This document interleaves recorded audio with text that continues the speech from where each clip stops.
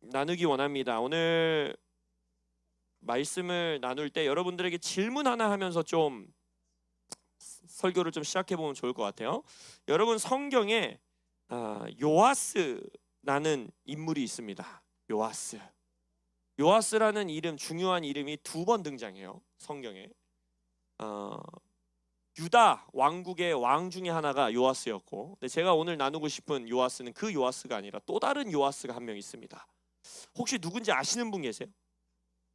이거 아시는 분은 정말 엄청난 성경 지식의 소유자. 우리 맞추는 분에게는 이승재 목사님이 커피를 쏘실 겁니다. 우리 요아스가 누군지 안다. 네, 모르실 것 같아서 제가 이승재 목사님을 이름을 언급했던 거예요. 요아스가 누구냐면 기드온의 아빠입니다. 기드온의 아빠. 그러니까 참 별로 유명하지 않은 성경 인물이겠죠. 기드온은 다 알잖아요. 그죠? 기드온 모르는 사람은 없잖아요. 근데 기드온의 아버지가 바로 요아스예요. 그래서 성경 사사기를 보면요, 요아스의 아들 기드온, 요아스의 아들 여룻바알 이렇게 기록되는 경우가 많아요. 근데 저도 이 기드온을 가지고 설교를 한 적은 굉장히 많았는데 이 증평 덕홀 이 날짜를 이제 미리 알고 있었으니까, 또 제가 설교인 걸 아니까 하나님께 주님 어떤 메시지를 전해야 될까요라고 기도하는데, 그냥 생뚱맞게 하나님이 갑자기 기드온의 아버지를 봐라라는 마음을 주시는 거예요. 기드온의 아버지. 그래서 저도 뭐 기드온의 아버지에 대해서는 뭐 그닥 별로 아는 내용이 없었기 때문에 우리 기드온이 나타나는 사사기 6장부터 이제 말씀을 쭉 읽어 내려가기 시작했어요. 우리가 기드온 이야기는 잘 알죠. 이때 당시 이제 사사 시대에 미디안 족속이 이스라엘 백성을 완전히 이제 찍어 누르고 있는 시즌이었고, 그때 이제 정말 겁이 많고, 우리 기드온이 초반 막 뒤에는 막 300용사 이러면서 막 되게 막 멋있는 막 장군인 것 같이 나오지만, 이 초반부에 보면 기드온이 굉장히 겁쟁이잖아요. 그죠? 하나님이 뭔가 말씀할 때도 막 타작마당에서 몰래 막 그 포도주 틀하는 데서 타작마당에서 몰래 막 타작하고 있고, 하나님이 너를 막 부르심을 주는데도 막 2번이나 하나님 앞에 이걸로 확증해 주세요, 저걸로 확증해 주세요. 그러고서도 확증을 받았는데도 막 무서워서 하나님이 바알 제단을 무너뜨리라는 그것을, 아세라 신전을 무너뜨리라는 것을 막 밤에 몰래 가서 행하고, 그죠? 되게 겁이 많고 소심한 것 같고 이러한 자였어요. 그러니까 이 미디안 족속에게 막 억압당하고 있는 이 이스라엘 백성, 이 사사기 시대 가운데 하나님이 기드온을 부르십니다. 이 사사기 6장 12절에 보면 하나님께서 2가지의 약속을 주시면서 기드온을 부르세요. 하나는 뭐냐면 내가 너와 함께 할게 라는 약속을 해주십니다. 내가 너와 함께 하다. 여호와께서 너와 함께 하시도다. 그죠?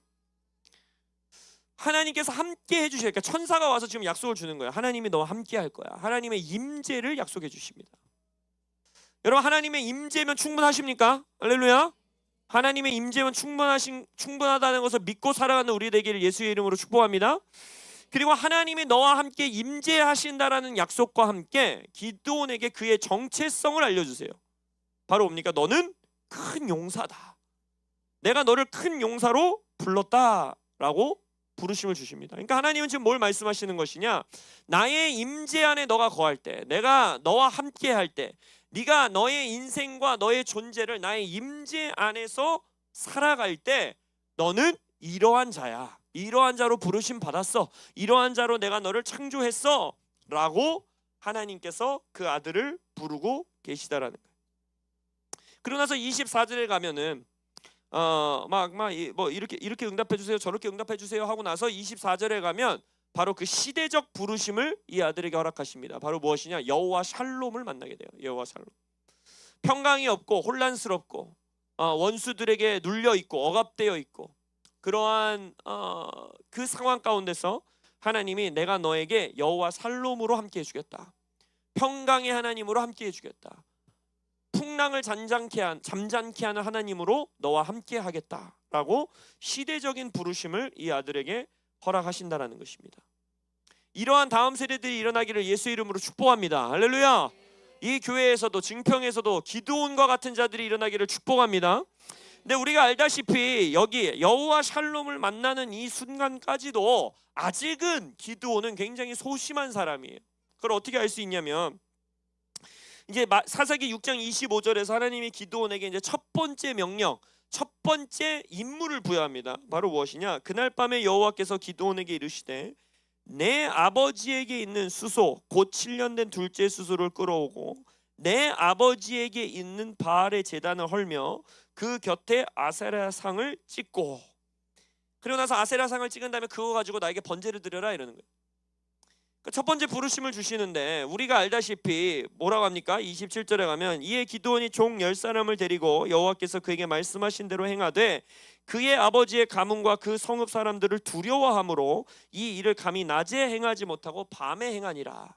그러니까 몰래 행하는 모습. 그러니까 아직까지는 하나님이 나에게 주신 큰 용사라는 것, 하나님이 나와 함께 하신다라는 것, 이것을 온전히 신뢰하지 못하고 온전히 믿지 못하고, 근데 뭐 그래도 하나님이 나를 만나 주신 건 부인할 수 없고, 그래서 마지못해 마치 한 발자국을 뛰다시피 그러한 부르심의 자리로 나아가고 있는 아들로서 나타나고 있다는 거예요. 근데 여기서의 놀라운 점은요, 보세요. 아빠가 요아스라 그랬잖아요. 이 아버지는 이 모습에서 보면요, 그닥 좋은 아버지의 모습으로 드러나지는 않습니다. 왜냐하면 하나님이 뭐라 그랬습니까? 내 아버지에게 있는 바알의 제단을 헐며 그 곁에 아세라 상을 찍어라 라고 말해요. 그러니까 지금 바알의 제단에 가서 아세라 상을 찍어버리라는 거거든요. 그러니까 부셔버리라는 거거든요. 근데 그 바알의 제단, 아세라 상이 누구에게 속해 있다라는 거예요? 기드온의 아버지에게 속해 있다라는 거예요. 그래서 제가 이것을 여러 가지 주석 성경들이나 이런 사사기를 주해해 놓은 것들을 찾아보면요, 이 아버지의 이름과 그 지역의 이름과 여러 가지 것들을 신화학자들이 해석하고 있는 것에 따르면 아마도 이 요아스라는 존재는 그 지역에 있어서, 자신들의 지역에 있어서 바알의 신전을 관리하는 자, 아니면 제사장과 같은 자, 혹은 이 신전을 소유한 자라로 이 성경 안에서 지금 묘사가 되어 있다라는 거예요. 그러니까 우상 숭배의 그 중심에 서 있는 리더 중에 하나가 바로 기드온의 아버지였다라는 것입니다. 그러니까 뭐라고 했습니까? 이 27절에서도 보면 그의 아버지의 가문과 그 성읍 사람들을 두려워했다라는 거예요. 그러니까 생각해 보세요. 기드온이 우상 숭배를 하고 있는 가문의 아들을 하나님이 찾아오셔가지고 내가 너와 함께 할게. 그리고 네가 나와 함께하게 되면, 내가 너와 함께하게 되고 네가 나의 임재 안에 거하면 너는 나를 위한, 나의 나라를 위한 큰 용사가 될 거야 라고 지금 하나님이 그 아들에게 부르심을 주시고 계시는 거예요. 그래서 기드온이 이 일을 무서워하면서 밤에 했다고 하더라도 일단 수행을 하게 됩니다. 그리고 우리가 뒷이야기는 알죠? 그 성읍의 사람들이 이제 화가 납니다. 이거 누가 그랬냐? 우리가 섬기고 있는 이 신을 도대체 누가 해한 것이냐 하면서 29절에 서로 물어 이르되 이것이 누구의 소행인가 하고 그들이 캐어 물은 후에 이르되 요아스의 아들 기드온이 이를 행하였도다 하고, 성읍 사람들이 요아스에게 이르되 내 아들을 끌어내라. 그는 당연히 죽을지니 이는 바알의 제단을 파괴하고 그 곁에 아세라를 찍었음이니라 하니 라고 말합니다. 자, 지금 이 아들을 통하여서 아들의 부르심, 그 다음 세대, 자녀 세대가 하나님 앞에 부르심을 이루어 나가는 그 여정을 시작하는 이 단계에 첫 번째 드러난 사건이 뭐냐면 자신의 아비 세대의 타협한 모습이 드러나게 만든 거예요. 하나님이 회개하여 돌이킬 수 있는 기회를 바로 자녀 세대를 통하여서 아비 세대와 그 성읍 사람들에게 허락하고 있다는 것입니다. 근데 이 아버지의 반응이 정말 놀라워요. 기억하십시오. 이 요아스는요, 그래서 이 반응을 보고 많은 성경학자들이 뭐라고 해석하고 있냐면, 아마도 요아스는 그 이전의 이스라엘 세대와 마찬가지로, 여러분 그 출애굽을 한 이후에 금 송아지상을 만든 다음에 그들이 그것을 뭐라고 숭배합니까? 바알 신이여 라고 숭배합니까? 그렇지 않아요. 그들이 뭐라고 합니까? 이는 애굽에서부터 우리를 이끌어내신 여호와 하나님이다 라고 그 금신상을 숭배하고 있다라는 거예요.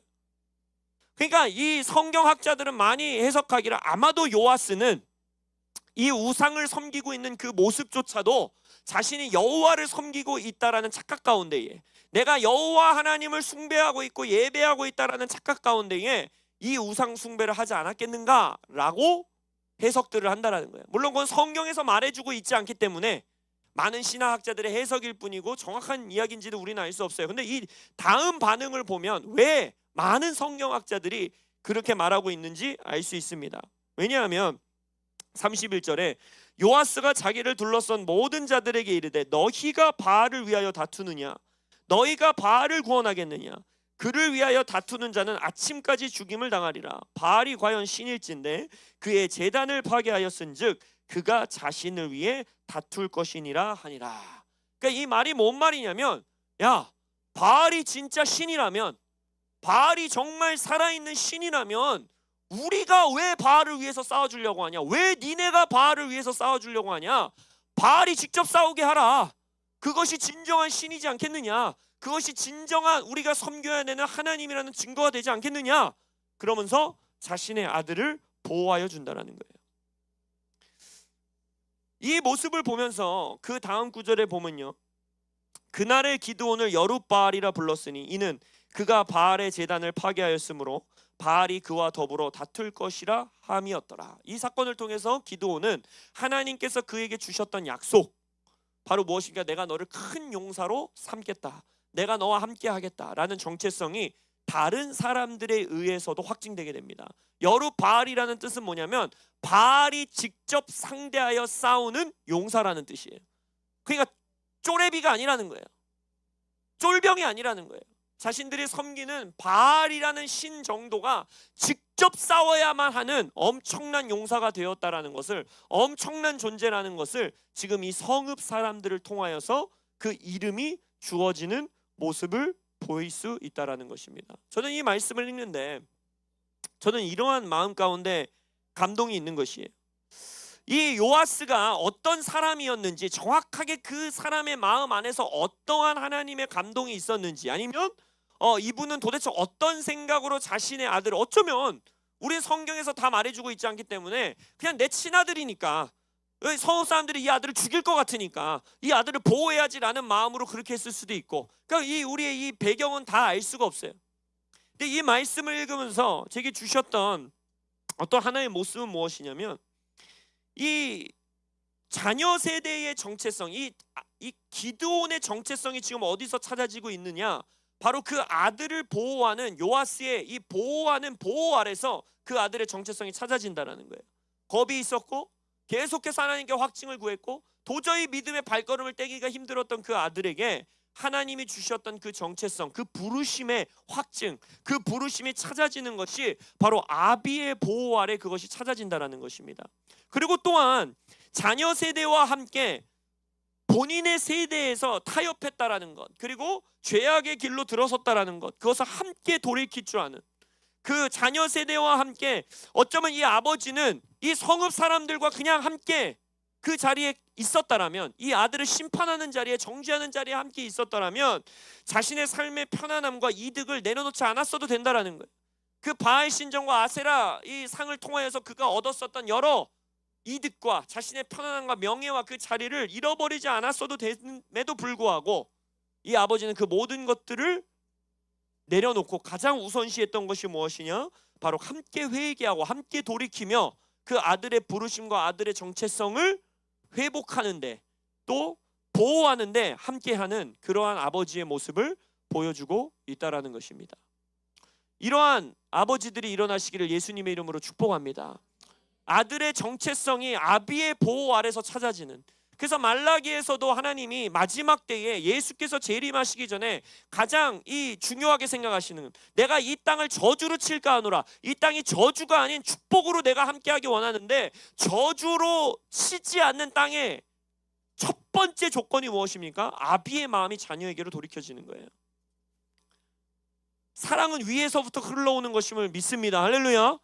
아들의 정체성, 다음 세대들의 정체성과 다음 세대들의 이 부르심의 여정 가운데 담대함을 허락할 수 있는, 처음에는 이 아직 어색하고 다음 세대들이 이 부르심을 어떻게 이루어 나가야 되는지 모르겠고, 그래서 밤에 숨어서 하고 사람들을 두려워하고 있고 정말 이게 내 정체성이 맞을까 의심하고 있는 그 다음 세대들의 정체성이 찾아질 수 있는, 회복될 수 있는, 그리고 그 부르심의 자리 가운데 담대하게 나아갈 수 있는 그러한 보호와 함께 그 자녀 세대와 함께 회개의 길을 함께 걸어갈 수 있는 그러한 아비 세대들이 일어나시길 예수의 이름으로 축복합니다.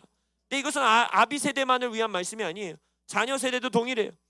자녀 세대들은, 우리 다음 세대들은, 아니 어쩌면 저희 세대보다 더 어린 우리 이제 MZ라고 말하는 그 세대들은요, 오리지널리티를 꿈꾸는 세대예요.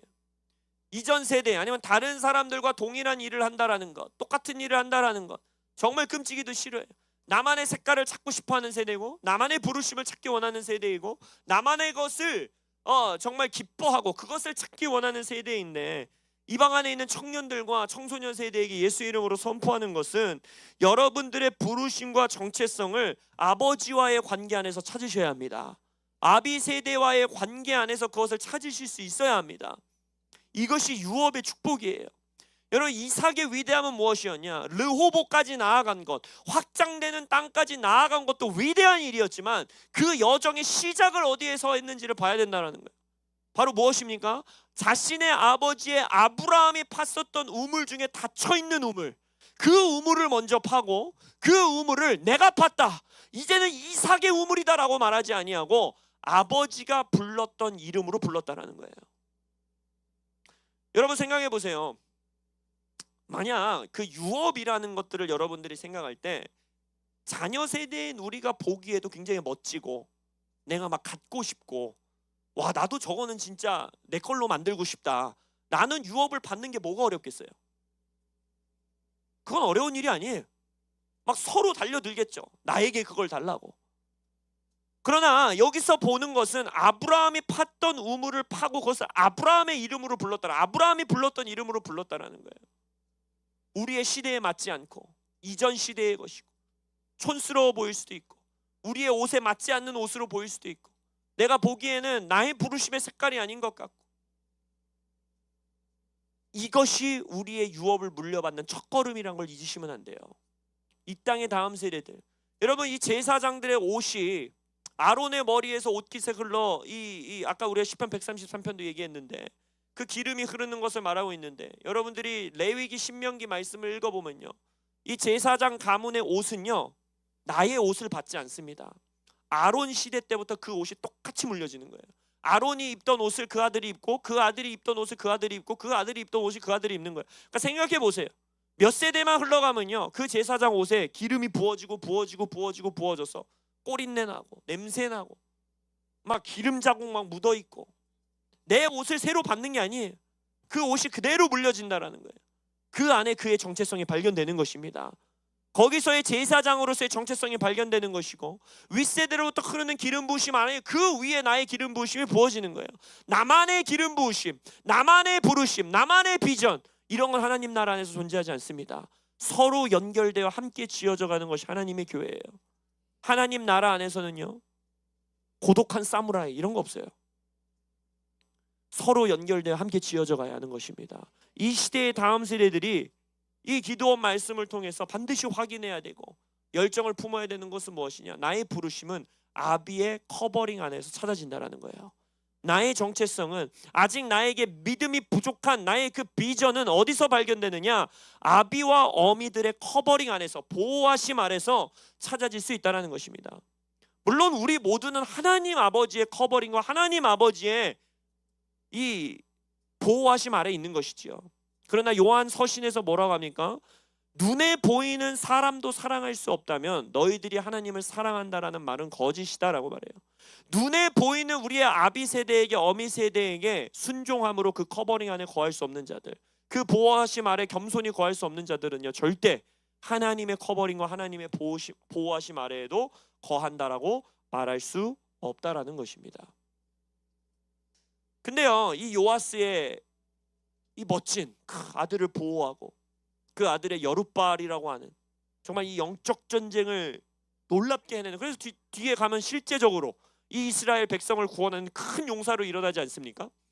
그러한 커버링을 허락했던 이 요아스, 이 아버지가 계속해서 이 기드온의 인생 가운데 이름이 언급되고 뭔가 행한 역사들이 나타난다면 너무 좋을 텐데 그렇지가 못해요. 그리고 기드온조차도 그의 끝이 아름답지가 못합니다.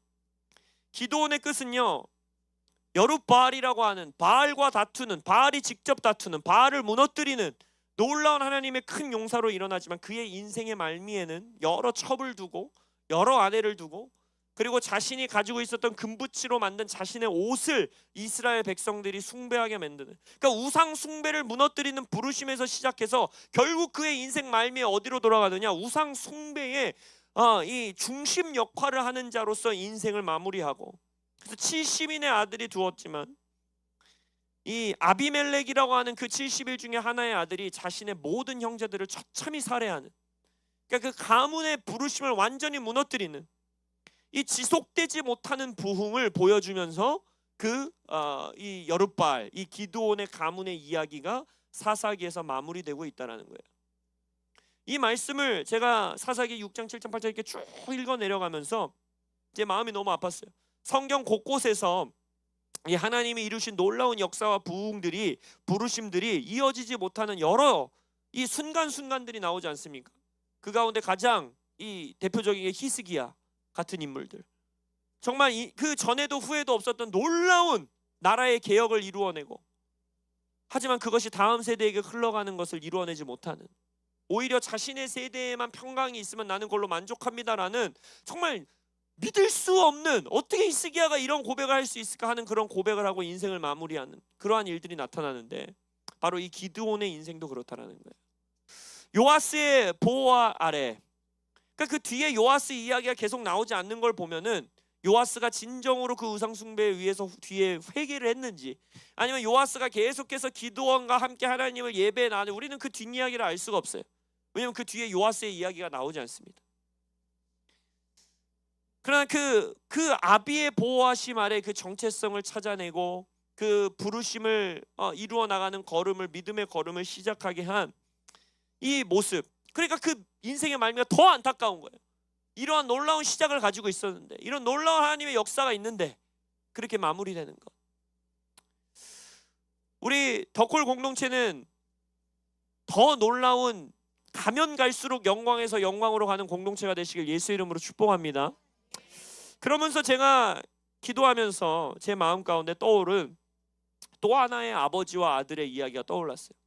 실은 우리 2주 전에 2주 전이었나요? 우리 임지훈 목사님이 창세기 22장에 아브라함이 이삭을 하나님께 모리아 산에서 바치는 그 이야기를 하면서, 여러분 아브라함도 한번 생각해 보십시오. 아브라함도요 기드온과 조금 비슷한 모습을 가지고 있어요. 아브라함은요 여호수아 24장에 보면 아브라함의 아버지 데라는요 우상 숭배하는 자였다라고 말하고 있어요. 그러니까 기드온과 마찬가지로 아브라함도 우상 숭배하는 가문의 한 아들로 태어난 자입니다. 그러나 그도 기드온과 같이 그 우상 숭배를 하고 있었던 그 가정 안에서 하나님의 음성이 임해요. 내가 너를 열국의 아버지로 만들겠다.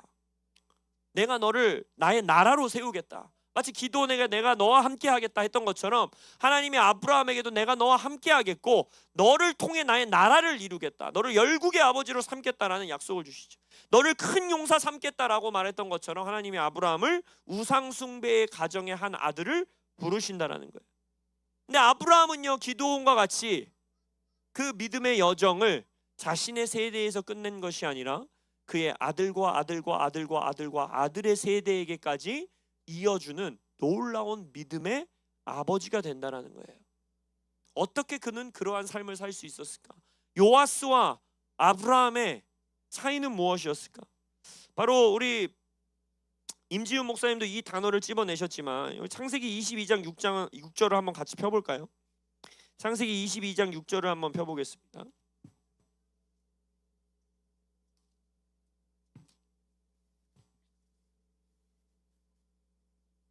22장 6절을 보면 아브라함이 이에 번제 나무를 가져다가 그의 아들 이삭에게 지우고 자기는 불과 칼을 손에 들고 두 사람이 동행하더니라고 되어 있어요. 동행하다. 아브라함은요 이삭과 하나님의 여정을 함께 걸어갔던 자입니다. 요아스는요 그 여정을 기드온과 함께 시작했을지는 모르지만, 커버링을 주었을지는 모르지만, 그 장을 마련해 줬을지는 모르지만 그와 함께 그 여정을 동행하고 함께 걷고 함께 했다라는 그 이후의 말씀들이 나타나지 않는다라는 거예요. 그러나 아브라함은 그의 인생 가운데에 이삭, 다음 세대와 했던 것이 무엇이냐? 바로 동행의 삶을 함께 나누었다라는 것입니다. 이 동행이라는 단어를요, 여러분들이 원어로 보면요, 일심으로, 하나의 마음으로 함께 걷다, 함께 따르다, 함께 떠나다라는 뜻이. 이 시대에 하나님께서 우리에게 찾고 계시는 아비 세대, 그리고 찾고 계시는 자녀 세대가 저는 이러한 세대라고 믿습니다.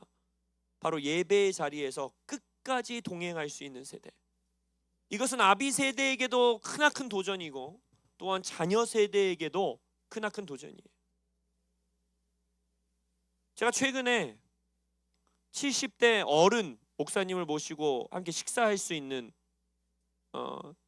영광을 누렸는데, 그 목사님이 저에게 이런 말씀을 하시는 거예요. 우리가 그런 말 농담같이 하잖아요. 막 옛날에는 막 뭐 오르간에서 이 건만으로 넘어가는 것도 엄청난 씨름이었다. 막 드럼 들어오는 거 막 교회가 풍비박산 나고 난리 버거지가 났다. 니네 이런 음악을 가지고 예배할 수 있는 게 얼마나 큰 영광인지 아냐, 얼마나 감사해야 되는 일인지 아냐, 이런 말들 많이 들어왔잖아요. 근데 지금 이 시대가 되니까요, 특히 저 같은 젊은 목회자들에게는요, 그게 그냥 당연한 게 돼버렸어요. 그죠? 당연히 교회에서 찬양하고 예배할 때는 그렇게 예배하는 거고, 막 그렇지 않은 교회를 보면 전 예쁘대라고, 막 구닥다리 예배라고, 막 그렇게 손가락질하고. 근데 그 목사님이 저에게 되게 뭐랄까 저의 마음에 남는 한 말씀을 해주셨어요. 집에 가서 제 아내랑도 그 얘기를 나누면서 제가 회개했어요. 바로 뭐냐면, 임목사 교회의 어른들도 그 찬양하고 있는 거 얼마나 힘든 줄 알아? 이러시는 거예요.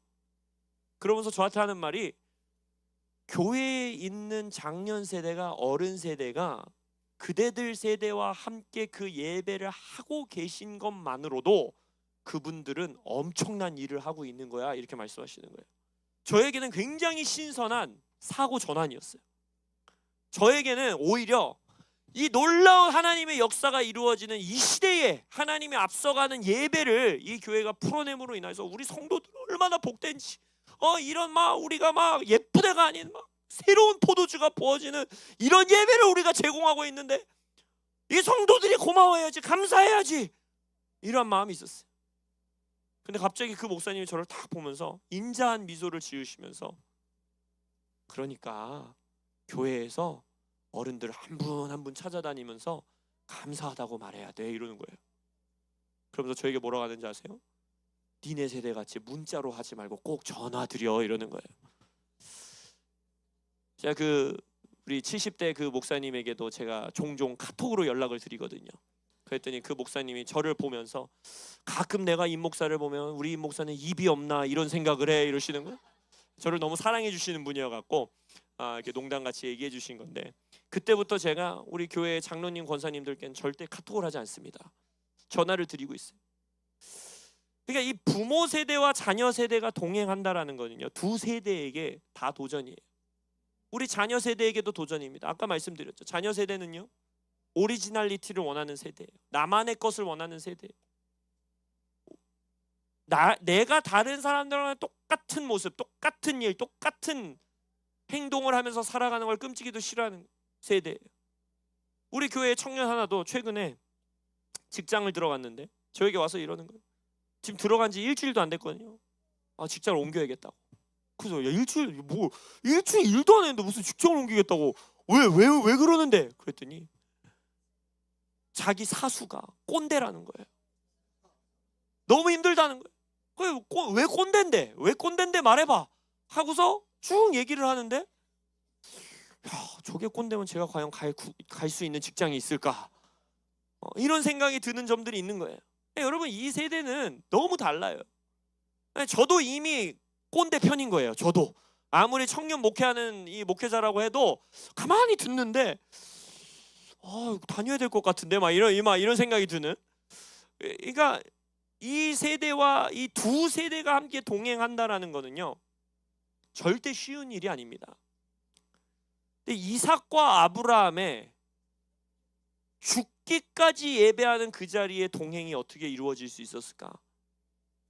저는 하나님 나라의 키가 여기에 있다고 믿습니다. 거기서 하나님이 준비해 주시는 번제를 준비해 주시는 거 예수님을 예표하는 것이지 않겠습니까?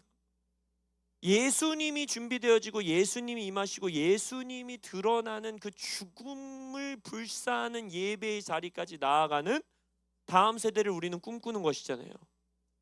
그러십니까? 여러분, 이 성경 말씀 읽을 때 이 주일학교 교육의 폐해인데, 주일학교 공과공부책에 이 장작을 짊어지고 가는 이삭이 항상 어린 꼬마같이 그려져 있어요. 그거 잘못된 겁니다, 여러분. 자신을 번제를 태워, 자신의 몸을 번제로 태워버릴 수 있는 만큼의 장작을 짊어지고 갈 수 있는 아들이었다라는 건 건장한 청년이었다라는 거예요.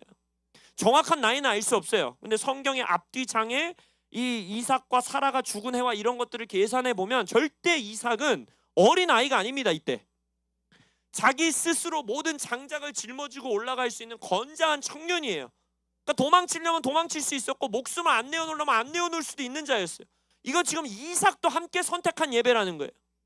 아버지가 걸어온 그 예배의 길, 아버지가 정말 자신의 인생을 목숨 걸고 자신의 아비 본토 친척집을 떠나서 하나님을 따라가는 그 예배의 걸음을 나도 따라갑니다. 나도 아버지와 함께 동행할 것입니다. 그 길을 나의 의지로 아버지와 함께 걸어가겠습니다 라고 고백하고 있는 다음 세대라는 거예요.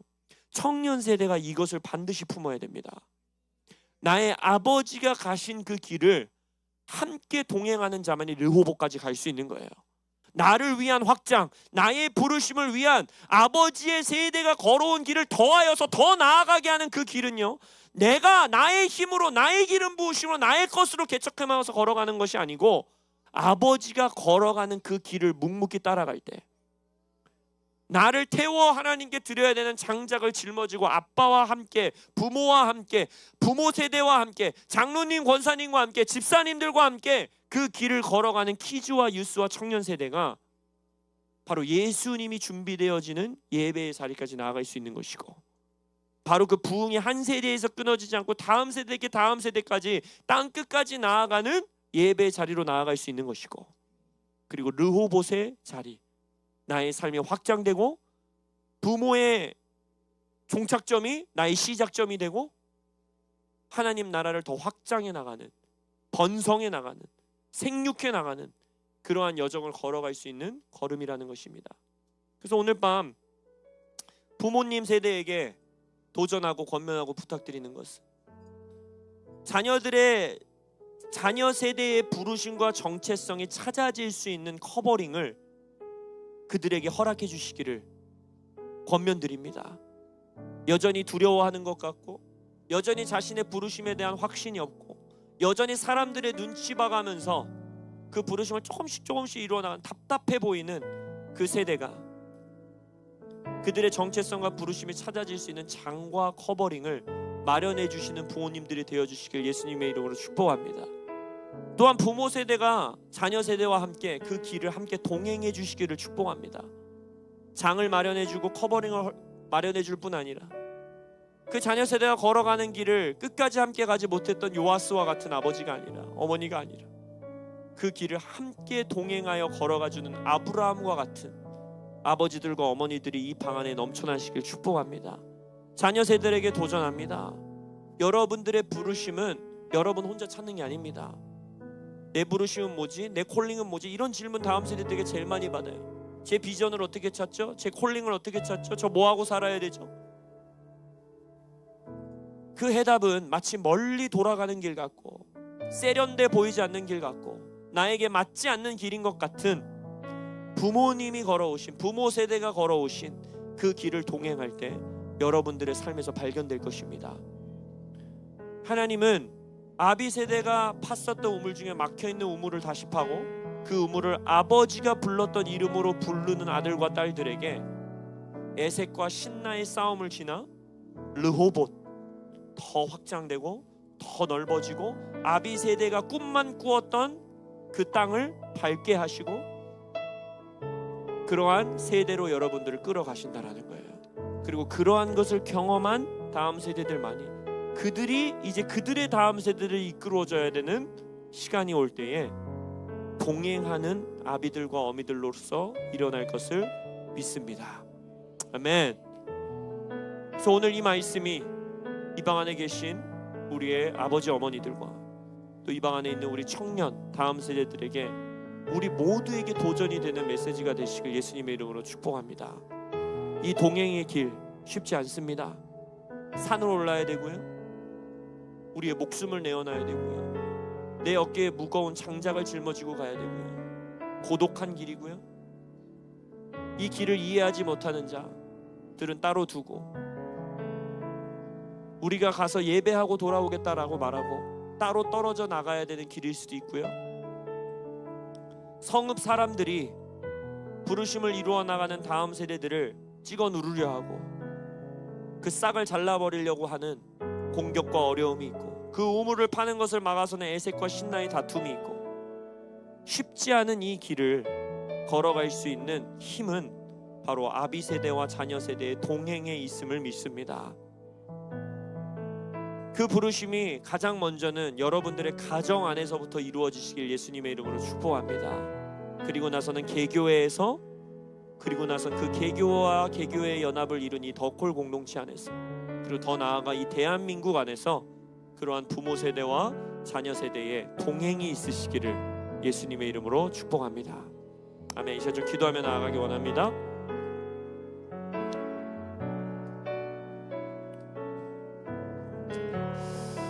우리 기도할 때 가장 먼저 여러분들의 가정을 위해서 좀 기도하기 원합니다.